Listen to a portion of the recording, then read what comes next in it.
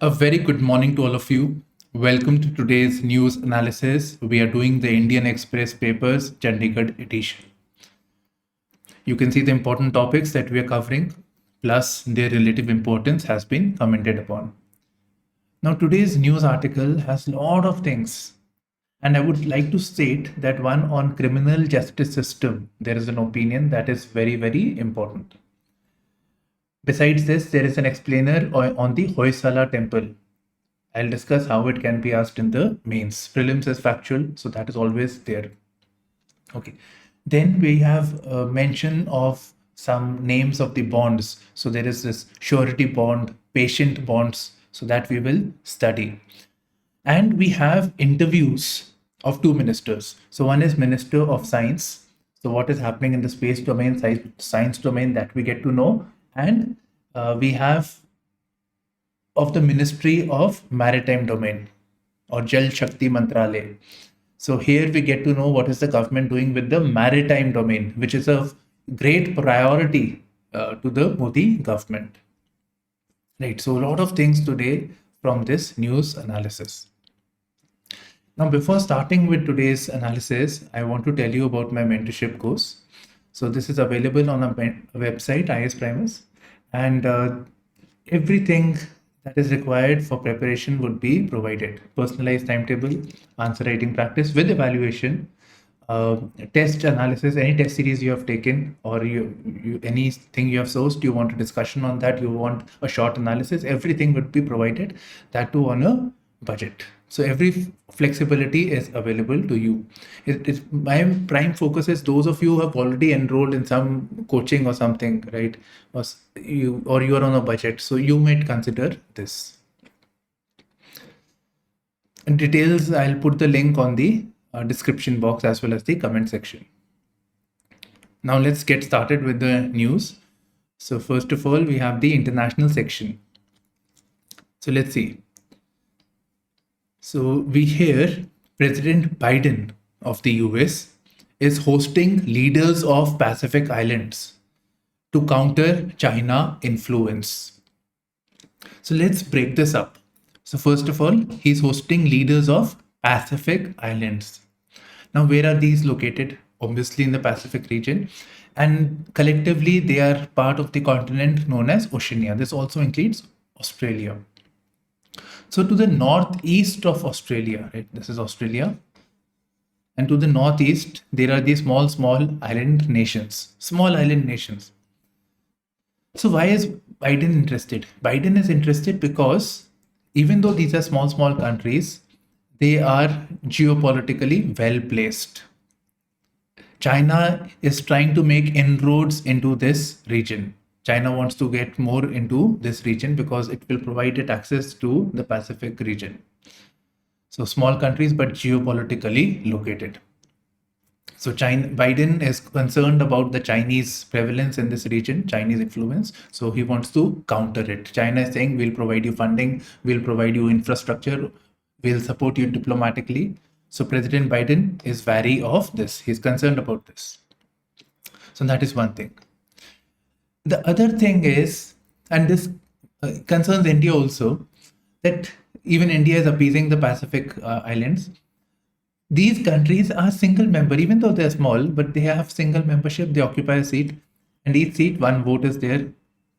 So they're small in number, but small in size, but there are a lot of countries, and each vote matters in the diplomatic forums like UN, etc. So in the multilateral forums, their weightage is important. Okay, so this is the reason. In fact, India is also looking towards this bloc. Now, if you want to read more about it, they are combined together into the Pacific Islands Forum. And this is the geographical region that I was referring to. So you can read more about this. Some basic details you should be knowing. More, next article. Manila accuses Beijing of placing floating barrier in South China Sea. Now, what is Manila? Manila is the capital of Philippines. Beijing, of course, of China. So very quickly, imagine this is the map, China, this is the Asian countries, and Philippines is right at the end, at the northeast part of Asian nations.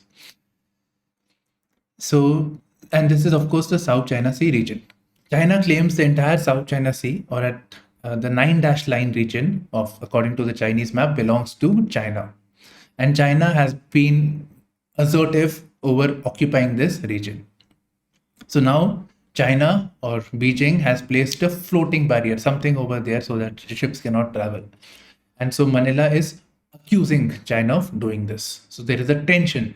And the main point is the news about South China Sea, the 9-line is again revisited. And these are important topics for your IR section GS2. Iran says 30 bombs defused, 28 detained, fine.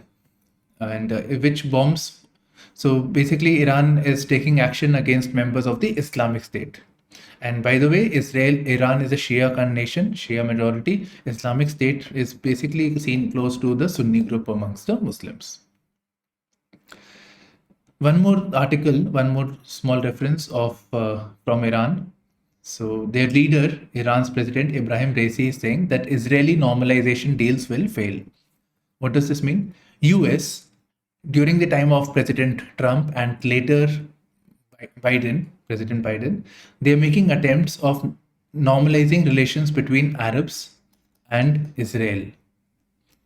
So first it was Abraham Accords, then it was I2U2. I2U2. India, Israel, UAE, US.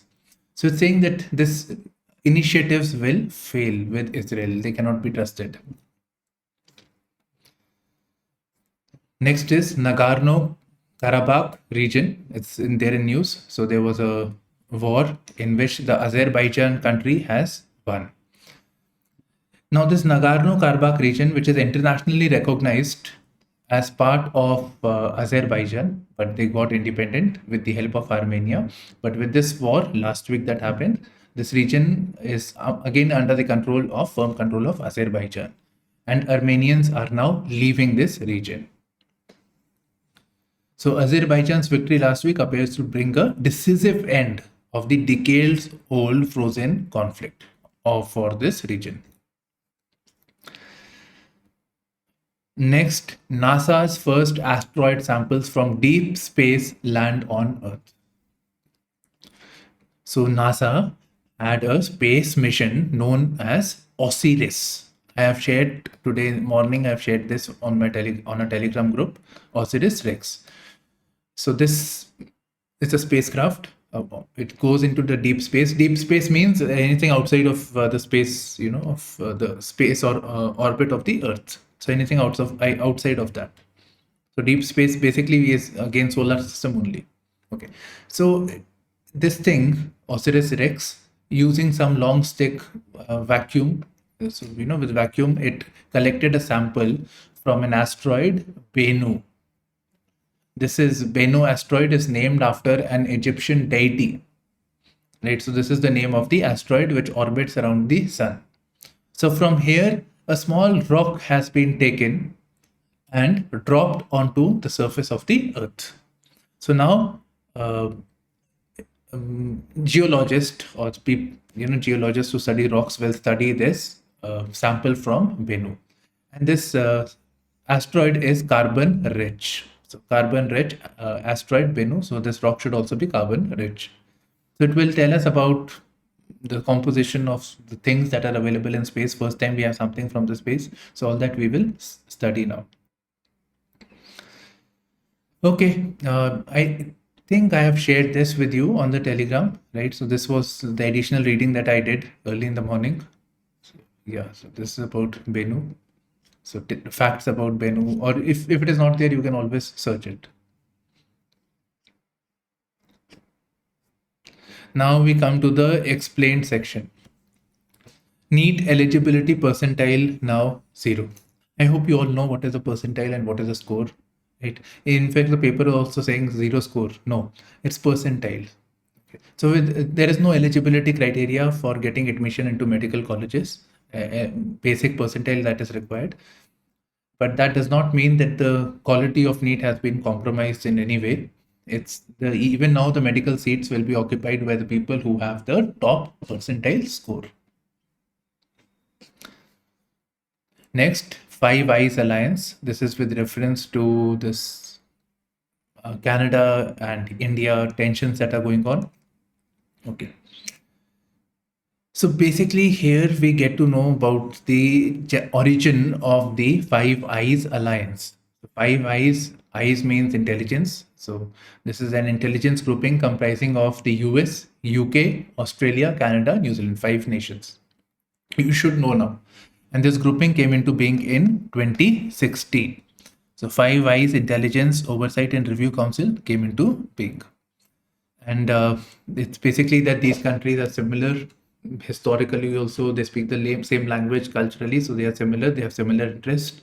Presently, their interest is concerning the rise of China, countering China's influence. And as part of this Five Alliance grouping, these countries are required to share and collaborate on intelligence. In fact, it is believed that as part of the Five Eyes Alliance framework, USA told Canada that Indians are involved in the killing of Khalistani leader Hardeep Singh Nijjar in Canada. I think we should just stop over here. Besides, now it tells us about the formation of the Five Eyes Alliance. So it says basically that genesis is in the Second World War era. So it started with UK-US collaboration. Later, more countries were added. And there is a mention of Alan Turing, who is said to have laid the theoretical foundation of computers. Alan Turing. In fact, the modern day artificial intelligence also. So some of it has been contributed, the base has been contributed by Alan Turing. This article, we will just refer to the heading. I think that would be sufficient. September rain relief. So we had some rains in this month. Okay. This is a relief because August of this year was driest since 1901.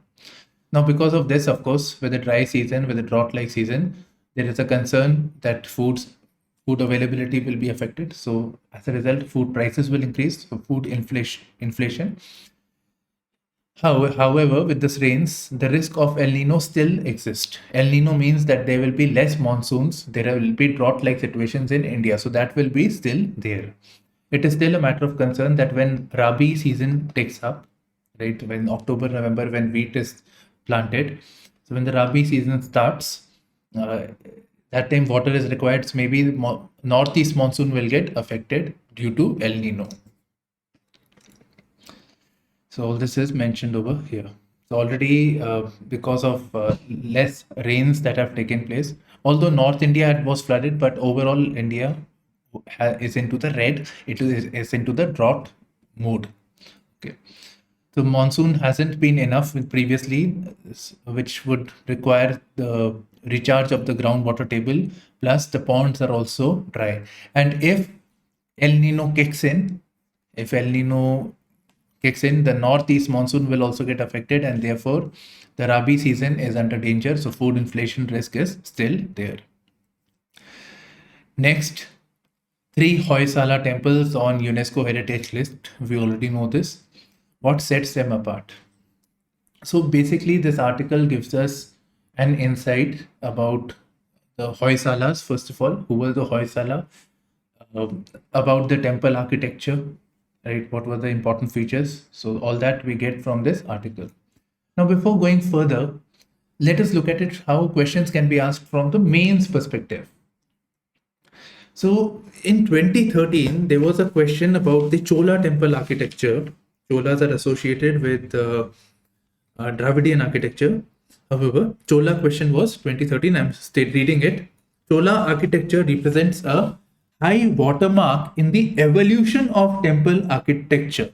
Discuss. So this was in 2013. High watermark in the evolution of temple architecture. No reference of Dravidian or anything is given. Would we be wrong if we say Hoysala temples are a watermark on the Indian temple architecture. In fact, Hoysala temples have been recognized as part of the UNESCO heritage list, heritage site. So it's perfectly fine. So question can be there on this also. So we should prepare this. Plus, it's a UNESCO thing, very, very important, right? So one, we should prepare on this thing. Second is Hoysala temple is part of the Vaisala style architecture, Vaisala style. So one in the North India, we have the Nagada style architecture, which was basically the Guptas, which started it.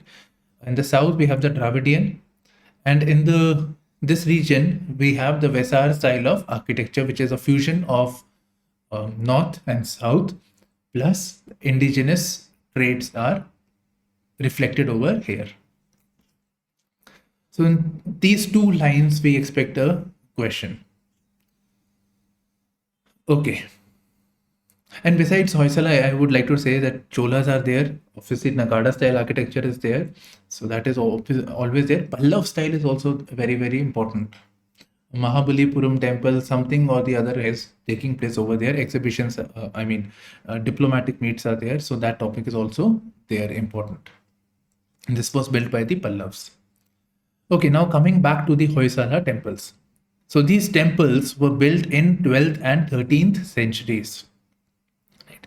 Now there are these three temples. So what are the names? Chennakeshava Temple in Vellore, Hoysaleshwar Temple in Halibut, Keshav Temple in Somnathpur.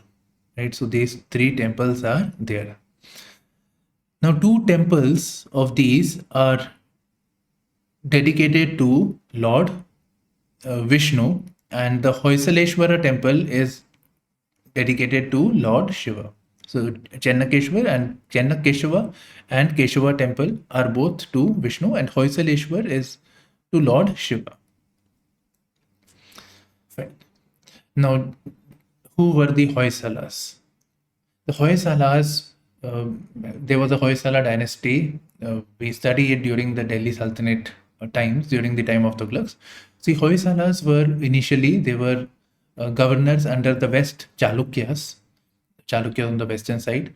They replaced these and they started their own rules. They are associated with the Kannad culture, the Karnataka region. Okay, and they built these temples. The Chennakeshwar temple was built by King Vishnu Vardhan to mark his victory over the Cholas. Now, these short things can be asked for your prelims. And this temple is also known as Vijay Narayan Temple. So this is very easy, statement type question can be there. Hoysaleshwara is built for the Lord Shiva, largest Shiva temple built by Hoysalas. Okay. Now moving on. What makes Hoysala architecture stand out? So what are the key features of these temples? And these things will also go with the Vaisala style of architecture, because Hoysala is part of the Vaisala style. So these points would be common. So these stones are made by the indigenous soapstones. Soapstone is a sedimentary rock. It can be easily carved. Sedimentary rocks can be easily carved, right? So carving is very easy. And with this carving, it was possible to make intricate sculptures with great amount of detail. So there are these walls, there are these pillars inside it in the mandapa. So the intricate carving has been done on them. They depict animals, scenes of daily life, scenes from epics like Ramayana, Mahabharata, as well as the Puranas. From here, we also know about the local culture like jewelry, headgear, clothes worn by the people, by the sculptures, etc. Right? So carving is there, intricate carving is there, because it is possible because the use of the soapstone, which is a malleable stone, easy to carve. Next, it is a unique confluence of styles. Which styles? Nagada style and Dravidian style. You see, the Hoysalas fought battles with the north and the south. In return, the exchange of culture was also taking place. They were inspired by the architecture in the north as well as the south. So we see the confluence, we see the elements of the northern as well as the southern styles incorporated in the Hoysala temple architecture. Easy. Confluence of Styles. So there is an amalgamation of three distinctive styles: mainstream Dravidian architecture presented by Pallav and Chola.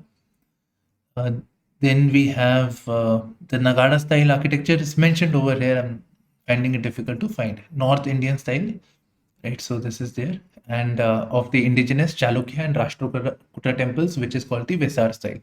So three, Nagada, the temples that were already there in the Hoysala region, and the Dravidian architecture. Fine. So carving is there, confluence of style, which implies Vesar style of architecture. What else? These temples are built up on a stellate platform or star-shaped platform. Let us look at the image, which will help us in understanding this. So, yeah, so you can see this is the platform over here, which is known as the Jagati. So this is the stellate or star-shaped platform. You can see the star over here, the starfish actually. So this is the temple that is made on this. This is also a depiction of the same.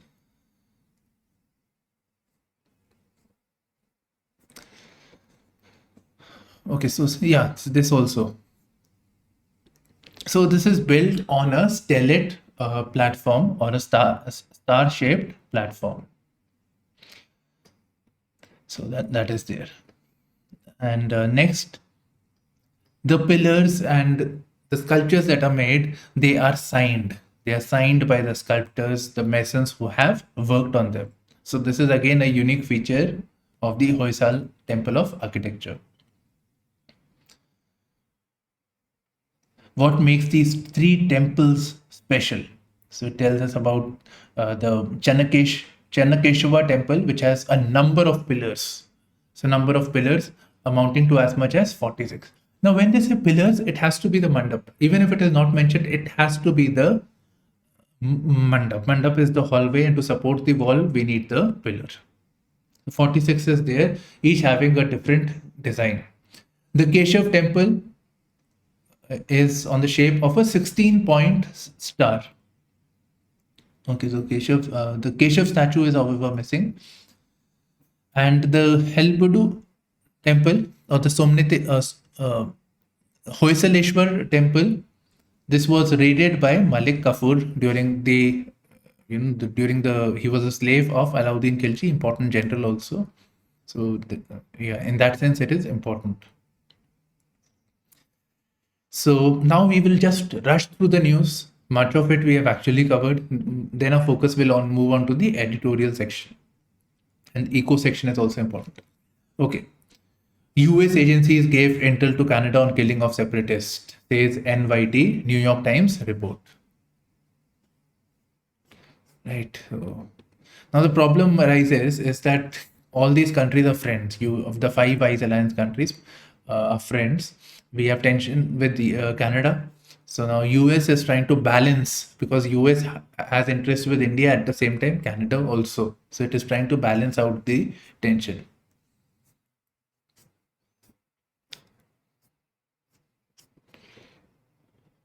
This is important. It says Bharatpur new cyber crime capital. Okay, so this is a new Bharatpur lies in between Rajasthan and Uttar Pradesh. Okay.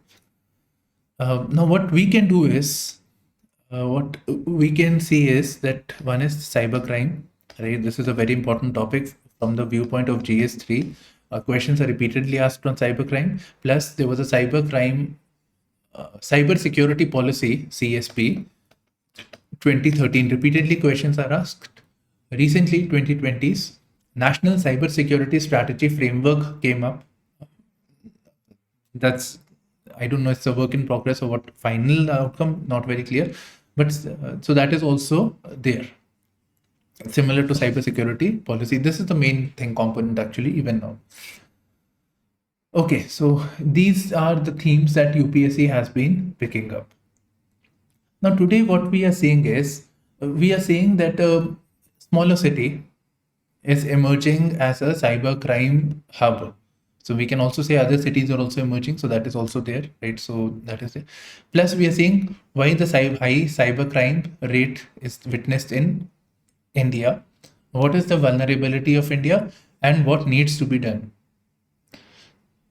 Now, I have shared with you a link of a PIB on the Telegram channel, which states the measures taken by the government to deal with the cybersecurity issues. Right, so that you may refer to. Okay, so let's analyze this quickly. So, what are the reasons stated? Geographical proximity, smaller towns are emerging. That's the main theme. Geographical proximity to major urban centers. Limited cybersecurity infrastructure, economic challenges, maybe jobs are not there, so people are engaging in wrongful conduct. Inadequate verification processes on online platforms. Actually, you know what? You just take the screenshot. I think you can analyze it for yourself. But main thing I wanted to say is the theme, and you need to know the measures, initiatives of the government also. So that I have shared with you on the Telegram.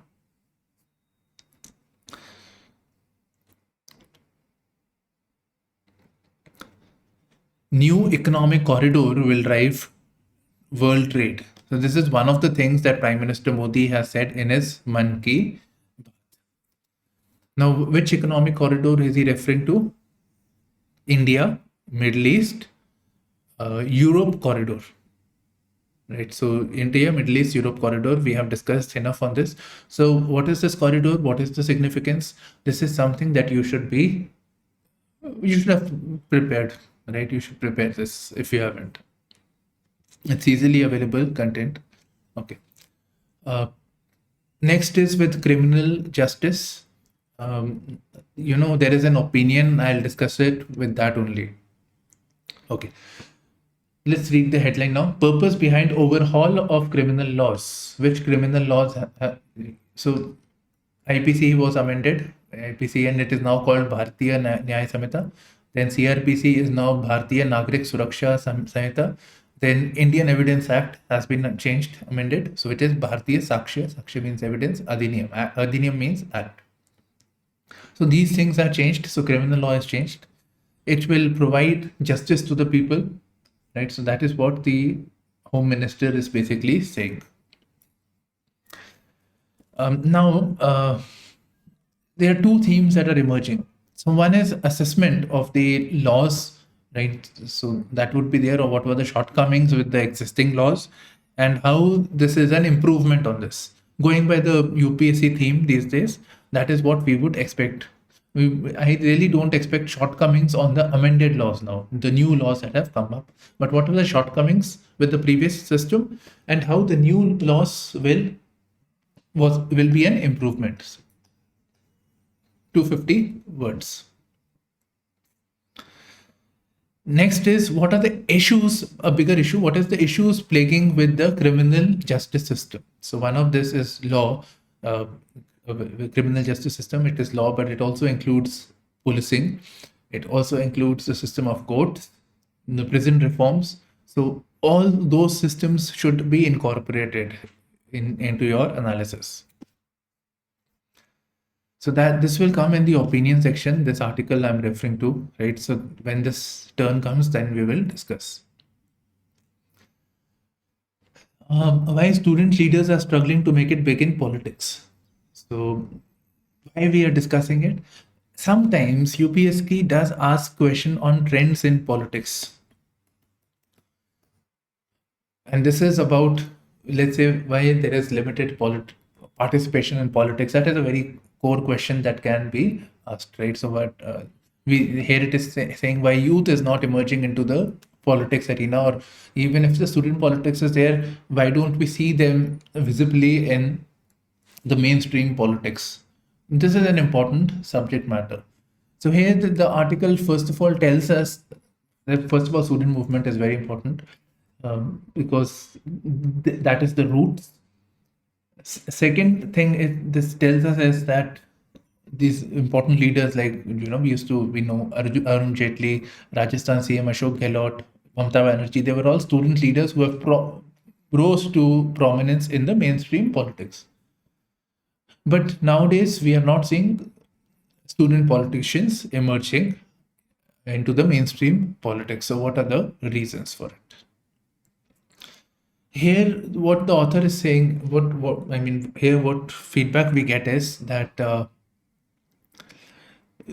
one references of Arun Jaitley is that he didn't start from, he was into student politics, but then he 2 decades he entered into advocacy. He was a lawyer, and then he entered into politics. So need not be that from students phase you directly enter into mainstream political party. So that is one point. Second is there are a lot of restrictions on the students because of which their participation is affected. For example, there is a Link Do committee formed in 2003, which formed guidance for student elections, and it said that a student shall contest only one election. So these are some barriers that students have to face. Coming to the science section, we have these, the minister of state for independent for science and technology. His interview is there. He's from Jammu and Kashmir, so he also gives us an insight about the upsurge of violence in Jammu and Kashmir. So let's go through one by one and let's see what themes emerge over here. So first of all, it's about ISRO. Right. So in the recent times, we have seen a lot of this ISRO. ISRO, a lot of launches are taking place.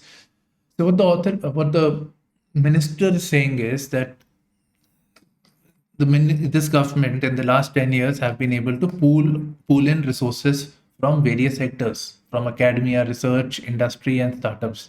So ISRO is not working in isolation or in silo, but it is having the aid and support of other sectors also, because of which the space launches and the space projects have been hastened.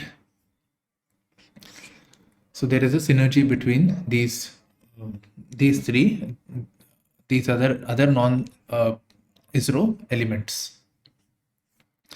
Then there is this emergence of space startups. This is a very important subject matter, space startups. Two of them are very prominent. One is Skyroot and other is Agni Kul. And these are making their own launch vehicles. So what we're seeing is that ISRO is going on the path of NASA. So NASA is saying, it's a government entity, both ISRO and NASA. So NASA is saying that what space is more or less what we have to do, we have done. Now we need to have more private sector. The space launches and everything should now be done by the private sector. We will give them contracts. So ISRO is also looking to go on the same path. But to have the private sector, they have to be trained, they have to be provided funding. Right? So all that know-how also has to be transferred. So ISRO is also doing the same thing. Now we hear of Skyroot and Agnikul, private agencies which are looking at space launches. So the minister is saying that this is one of the domains where private sector is working, but there are other new domains also where private sector in space can be in. That is the theme, private sector in space. So it is management of space waste or space junk, space scrap. So that is there. So launching is all of course there. So that is then we have satellite imagery, sensors, manufacturing of those things. So those domains are also there. So there are many domains where private sector can work in the space area, and this is very much required. We now live in the era of commercialization of space. What is the timeline for Gaganyaan? Okay. So yeah, so it's Gaganyaan. Okay. So Gaganyaan is basically the space mission which will have humans in space. Okay.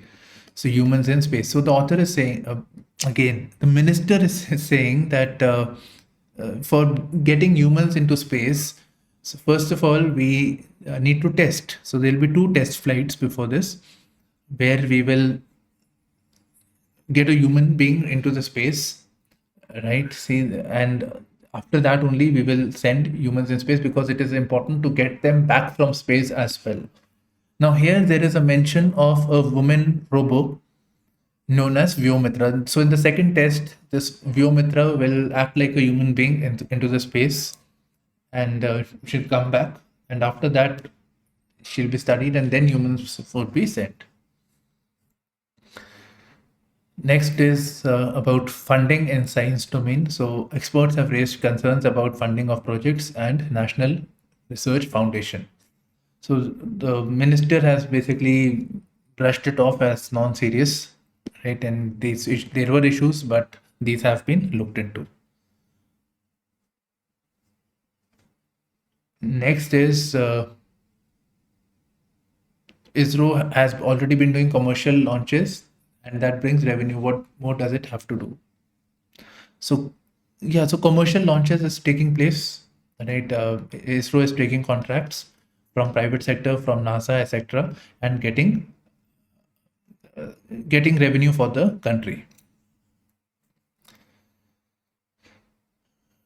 Yes. Now, science awards. So we have the highest award at the moment, Shanti Swarup Bhatnagar Award. So that is there. Shanti Swarup was Dr. Shanti Swarup was a director of the CSIR. On his name, the award has been named.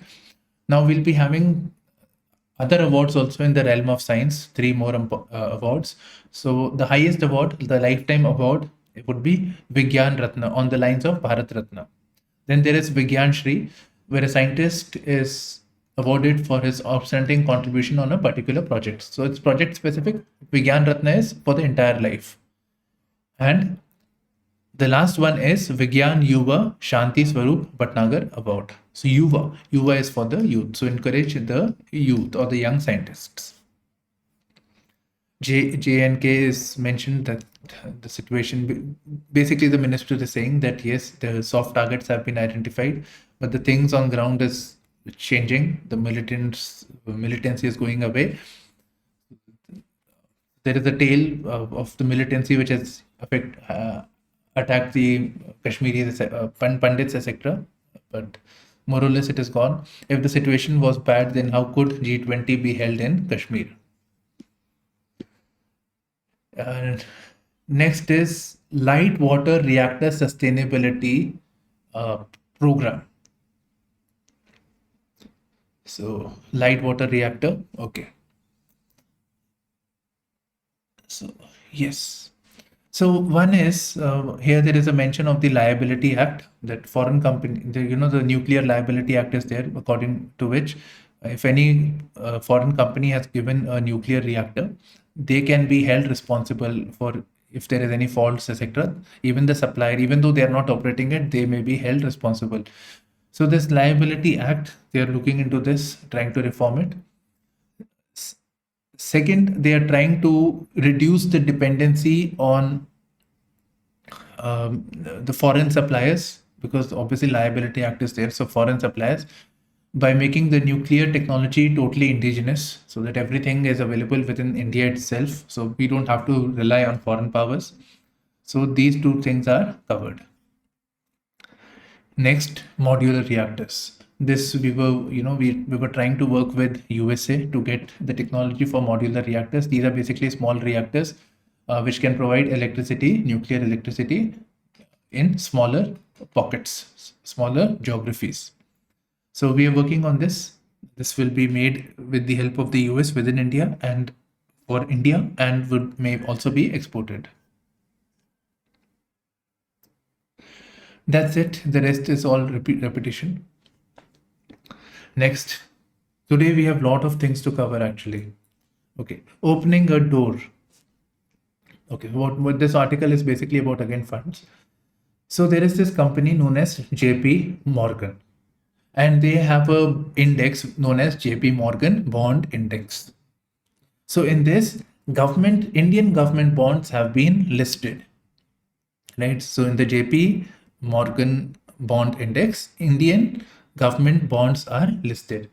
By the way, Indian government bonds are of these types. We have the fixed rate bonds, sovereign gold bonds, inflation index bonds, PSU bonds, zero coupon bonds.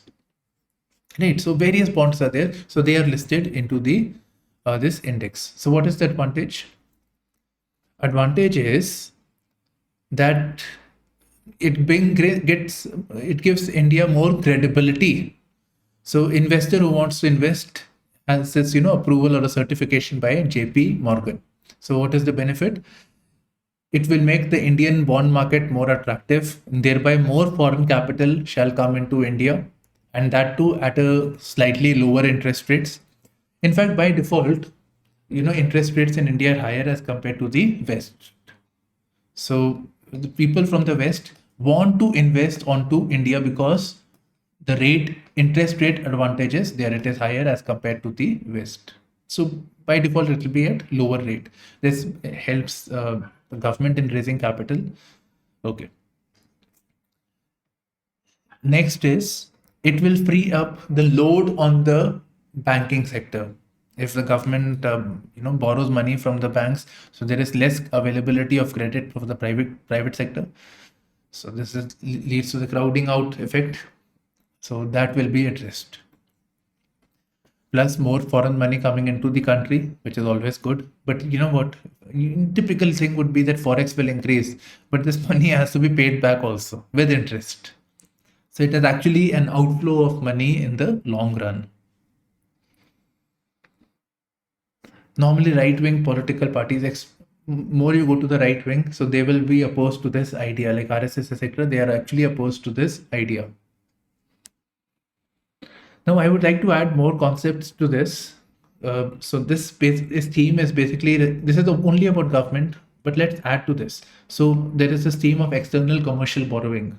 Right? So how can private sector raise by how to incentivize external commercial borrowing, and to this we can add the issue of rupee denominated bonds and masala bonds. So these are topics that are important. Rupee denominated bonds, let me explain. So when somebody buys bonds, right, when buys India, so it's in the dollar terms. So why not them investing it in rupee terms? So dollar, let's say somebody borrows from the West, Indian company, so they have to pay back in dollars. So why should they? So in that case, the companies are taking the currency risk. If dollar appreciates, these companies who have raised capital, they have to pay more money to convert it into dollars. So that risk is there. So they have to pay for the interest plus the currency risk. So rupee denominated bonds means these people they convert their currency into rupees and invest into India. So the currency risk is borne by the West. Masala bonds are a kind of rupee denominated bond. This is a short article, climate application. So what we are seeing is these developed countries, they have made commitments on being carbon neutral. Typical target is 2050. By the way, in India's case, it is 2070. So carbon neutral. So they make these commitments. They force the other countries like India, etc., to abide by these norms, becoming carbon neutral sooner. But they themselves, when it comes to implementation, they are found lacking. Sorry. So here there is the example of Rishi Sunak, UK Prime Minister. So UK committed that in 2019 that they'll be they will end carbon emissions by 2015, or they'll be carbon neutral by 2050. Right? So this will be there. And to do this, one of the steps was to end the use of fossil fuel driven cars by 2035. The previous Prime Minister had said that we will end the use of fossil fuel cars by 2030. Right? Boris Johnson had said this. But now what we are seeing is that the Rishi Sunak is actually extending the use of fossil fuel powered cars. So they are basically going back on the commitments that they made. And this is common to the developed bloc altogether. Now we come to India-Saudi relationship. This article is mainly about India-Saudi relationship. It is saying that it is not just about oil. And oil means energy security. So what is it about? What are the other things? So of course it is trade. Right? Trade. So India is Saudi Arabia's second largest trading partner, and Saudi Arabia is India's fourth largest trading partner. That is fine. But this trade involves oil. It's mainly about oil. Okay, so we just have 2 points, right? Energy security, and the next is trade, but trade is about oil. Next. Saudi people have lot of capital. Saudi Arabia, UAE, lot of capital, lot of money they have. So they have to use that money to earn interest, so they can invest in infrastructure, etc., banking sector, and we need that capital. So funding and capital requirements for infrastructure, for banking sector, etc., that may be provided. Now, most recently, Saudi Arabia decided to invest another $50 billion into the Sovereign Wealth Fund in Gift International Fintech City. 50 billion additional. They have already invested more. They want to do it. Then we have the India, Middle East, Europe corridor. So that is always there. So Middle East is Saudi Arabia. Okay. I had to write internal security. I wrote national security. Right. So I didn't correct myself on purpose. Okay. So internal security, not mentioned in this article, by the way. So Saudi Arabia is known to be soft to Wahhabists. Wahhabist is an extremist grouping. So it's believed that they sponsor Wahhabists in other countries. And Wahhabist is associated with violent Muslim ideology, violent Islamic ideology, militants, etc., many times conform to Wahhabism. So if we have to, they can, we're looking at curbing the financing or terror financing, etc. So that is a matter of concern. So good relations can help this issue. So this should come under internal security. National security is much bigger construct. It includes internal security, it includes energy security, it includes economic security, it includes food security, etc., etc. Then there is always the BRICS. Saudi Arabia is part of the BRICS, so that is there. Plus any other multilateral fora, so they can make support India's cause. So we need good relations with countries in general. As a rule, we should be having. Next is gap between law and justice. Now you please recall the statement from the Home Minister that criminal law has been reformed. We have been brought in stringent, some stringent punishments have also been brought in. Right. So this is there. So with the stringent punishments, like sometimes you would also hear that child rape has been converted into capital offense, capital punishment offense. So those are there basically. Okay. So here you should know that fine, laws are there, stringent punishments are there, but does it actually amount to justice, or is there a gap?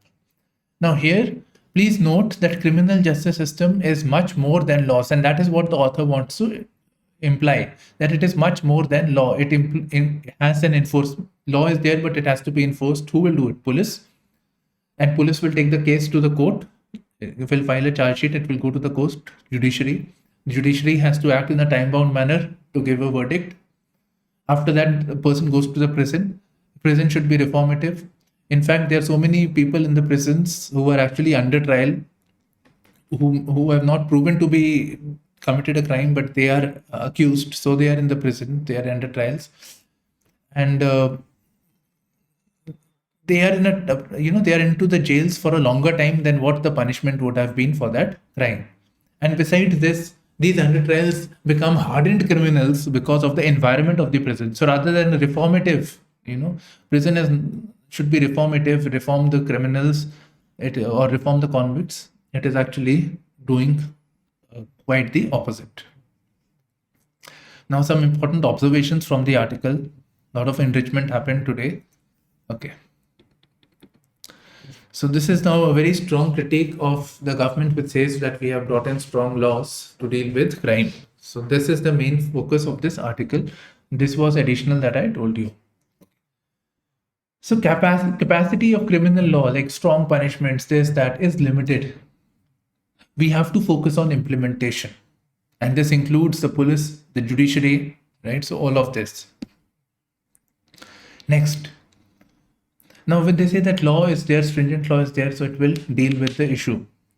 But when the laws are made, it is focusing on the idea of universal individualism. That is, a person has committed crime by his choosing. right? So everybody is equal. Person decides to commit a crime and the crime is done. And for that, the person should be uh, punished.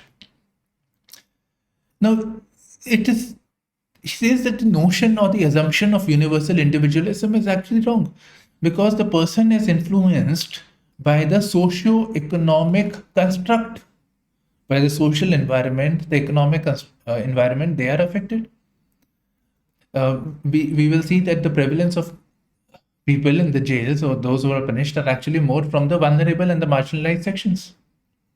Caste plays a very important role in that regard, probably because they do not have the resources to defend themselves. So, so this is not right. Socioeconomic status, upbringing, education, all these play a very important role.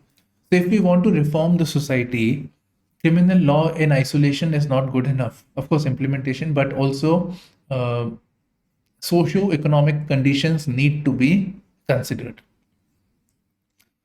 Then these strong criminal laws that they say we have made the law stringent for more punishments. So these laws are actually demonstrative rather than substantive. Demonstrative means to it's more political. It's a more political connotation to it to sense to make appease the constituencies or the vote bank. In reality, nothing major is happening. It is only an illusion of strict action. It's an illusion of strict action. On ground, nothing. Even if you have strong law, but implementation is poor, nothing is going to happen. Right? So that's the main thing. We can take the example of some years back, child rape was made a capital punishment in the hope that it will reduce the incidence of rape and child rape. So we can see the NCRB data and you will not find much of a difference. In fact, the crimes against women are actually on the rise despite the stronger laws. Okay. And yes, disproportionate impact on vulnerable. So that is also there. So these are the main points that we take from this article.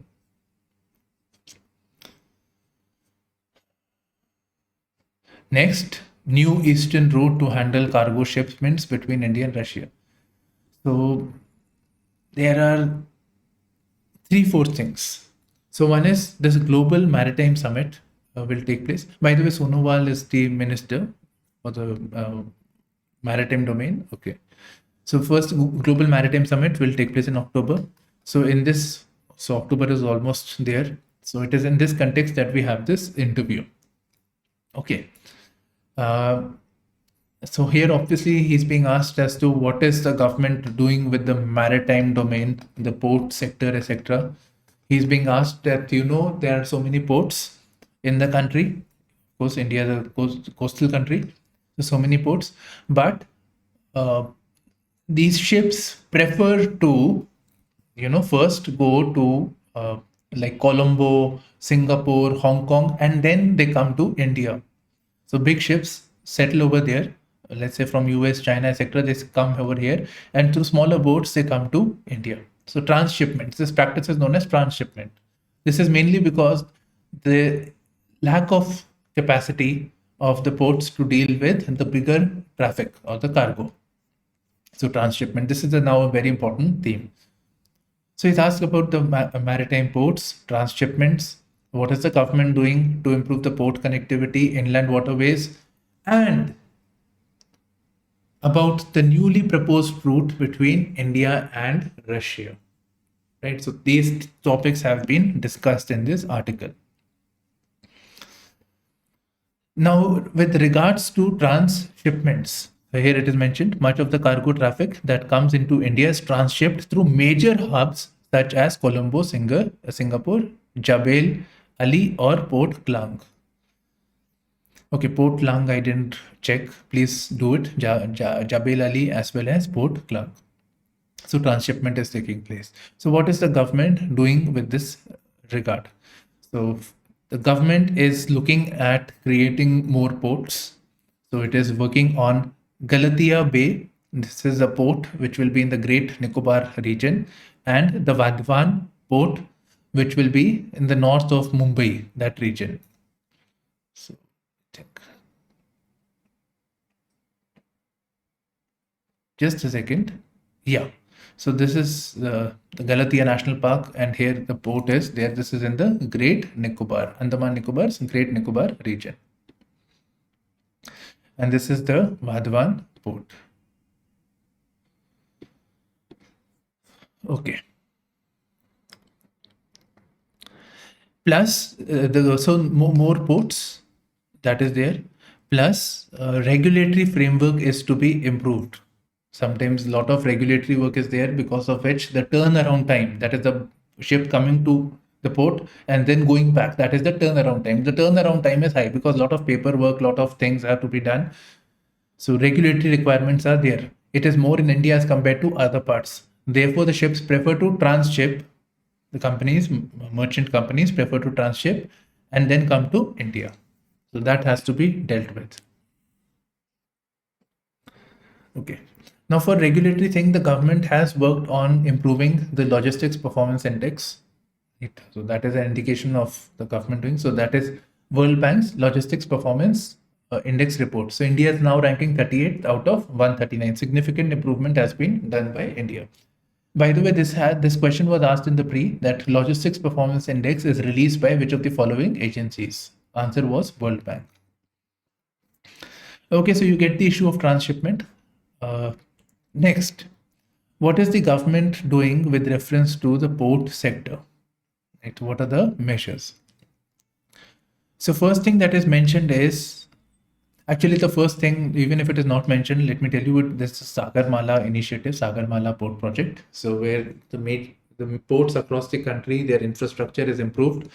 It's mainly under the Ministry of Waterways, but in addition to this, other ministries are also involved, because one is the port, but connectivity with road, rail, right? So those ministries are also involved. So that is one thing. Second is, the government is working on the model of port-led industrialization or port-led connectivity enhancement. That is, there is a port, right? With the port, obviously, that has things can be easily exported and imported. So industrialization should take place within the vicinity of this port. Now, this model has been inspired from China's Shenzhen model. Shenzhen is the place in China where all your OnePlus phones and other phones are made. So this was a fisherman's town, but later this phone is now known for electronics manufacturing, particularly phone manufacturing. From here, the phones are made and then exported from Shenzhen to other parts of the world. So Sagarmala, then working on port-led connectivity. It's basically that port is an ecosystem. It's not just a port where ships come and go, but it's an entire ecosystem which needs to be looked into. Logistics performance index, we have already covered. Logistics performance index means regulatory framework is being reformed upon. Besides, the government is working on inland waterways, right? For domestic, connecting the ports with domestic waterways. So through ships, the transport shall be done within the country. Next, now we come to the East Maritime Corridor, which is the new route between India and Russia.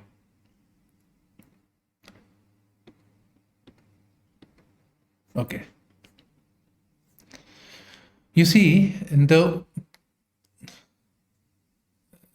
previous route that India had connecting Russia, the original, now the route is that from India, from Mumbai, let's say, they go to the Suez Canal.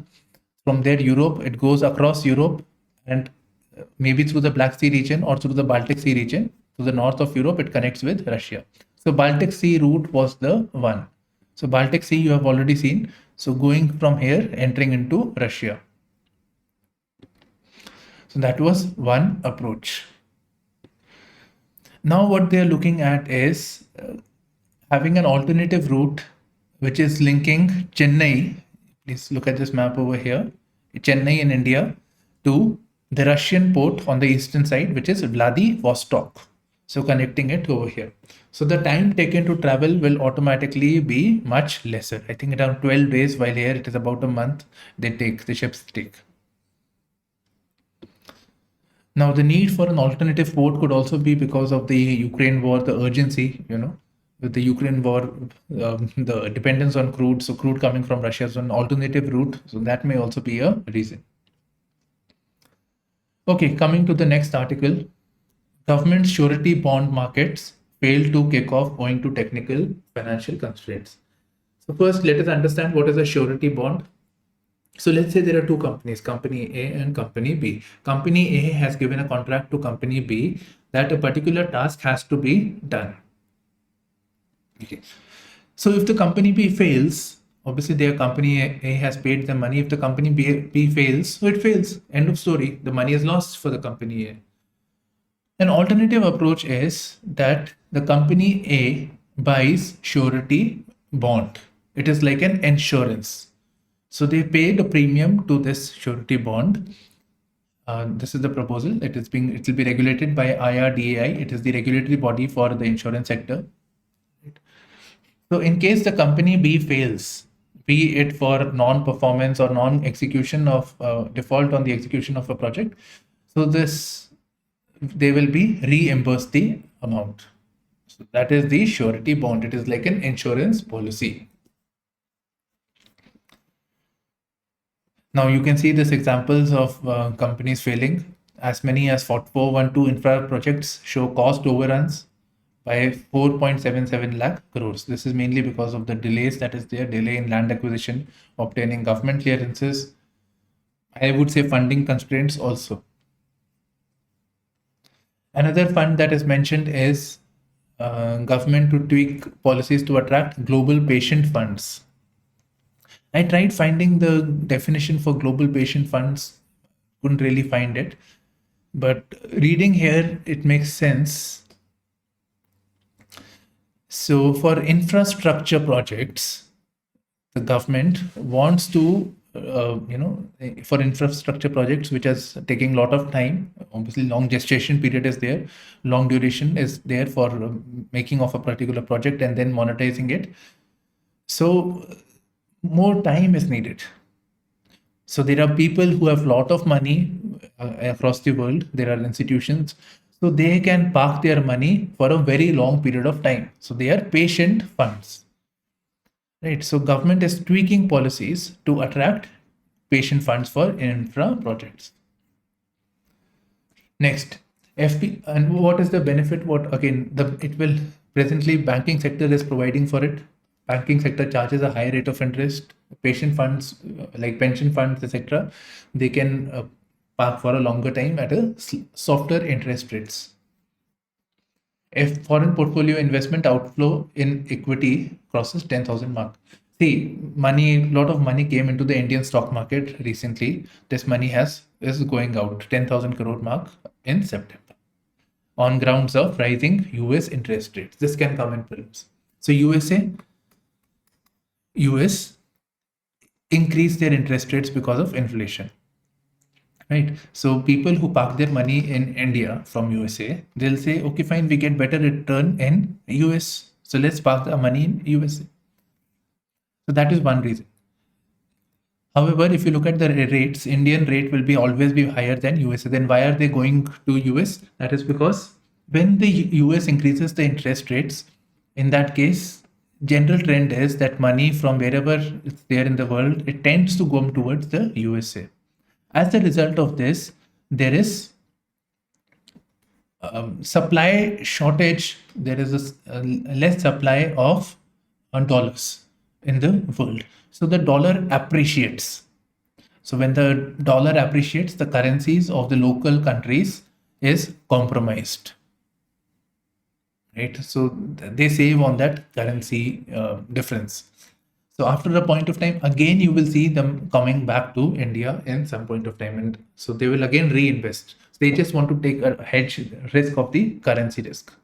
Nothing more than this. 32 firms out of 40 to be selected for IT hardware PLI. So I keep saying this, government issues the scheme, the companies have to apply, right? So, and of these, some companies are selected. Now these companies then have to sell their products, and based on the sell or revenue of the product into price revenue, the government provides subsidy. Next article, only 2 out of 70 projects operational, at least 30 running behind stipulated schedule. So this is concerning food processing. This is a very important theme of GS3. A very, very important theme. Okay. So first, let us cover this. Then I'll tell you about the food processing sector in totality because it's important for means. Yeah. So there is this main scheme of food processing known as Pradhan Mantri Krishi Sampada Yojana. And within the scheme, there is agro processing cluster scheme. So agro processing cluster scheme. It's basically like achars or biscuits, etc. So they're basically getting atta and processing it, right? Achar also, somebody is making the raw and processing it and then selling it into the market. So value addition has been done. So this is required because it improves the shelf life, improves the quality, plus more marketability of the products. Okay. Now the government came up with the scheme. Under this, there is agro processing cluster scheme. So in this, what will happen is there will be certain clusters that are identified across the country. So like 70 were identified. These clusters will have good infrastructure like road, rail, electricity. So all of this available in this region. In fact, it will be on the plug and play model. That is, anybody who wants to start, they can just come and start over here, like putting a plug into the socket. So that is the same. Now what we hear is that of the 70 projects that were approved, only 2 are approved, 2 are running, and 30 are behind stipulated schedule. Now, does this not show you some challenges in implementation of the scheme? Right, government has announced, but on ground the implementation is wrong. There is a problem with it.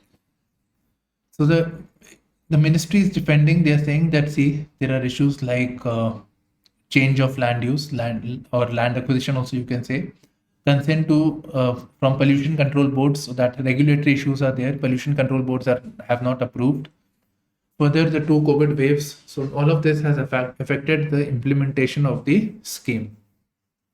Right, so that was the main thing. Now the features of the APC are given over here. 10 crore funding in 3 phases would be provided for at least 5 food processing units. And people should be owning 10 acres of land or lease an equivalent size for at least 50 years. Okay. Now I was saying food processing, right? So food processing, we expect a question like what is the potential, what is the scope, then about the scheme. So on these lines, question may be asked. Now we come to the sports section. We are having the Asian Games in China, right? So basic idea you should have Nikat, Zareen in boxing. You can see boxing is happening. Ramit